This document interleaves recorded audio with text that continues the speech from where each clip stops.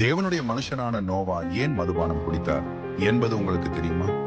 ஜலப்பிரளயம் முடிந்த பிறகு நோவாவும் அவருடைய குடும்பம் மாத்திரமே பூமியில் இருந்தனர்.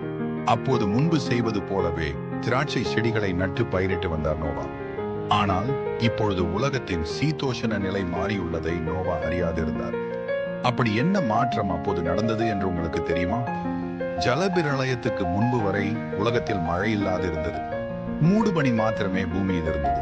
அதே போல வானத்தில் தண்ணீர் நிறைந்து காணப்பட்டது. இந்த நிலையை தான் விஞ்ஞானம் வாட்டர் கேனபி என்று கூறுகிறது. அது பூமியை ஒரு ஃப்ரிட்ஜ் போல் எப்போதும் குளிராக வைத்துக் கொண்டிருக்கும். ஆனால் ஜலப்பிரளயத்தின் போது வானத்தின் மதகுகள் எல்லாம் திறந்து தண்ணீர் எல்லாம் கீழே கொட்டியது. அதன் பிறகு சூரிய கதிர்வீச்சுகள் நேரடியாக பூமியை வந்து அடைந்தது. இந்த மாற்றத்தினாலேயே திராட்சை ரசம் புளித்து போனதினால் மதுவாக மாறியது. இதை நோவா அறியாதிருந்தார். அவர் வேண்டுமென்று மதுபானம் அருந்தவில்லை.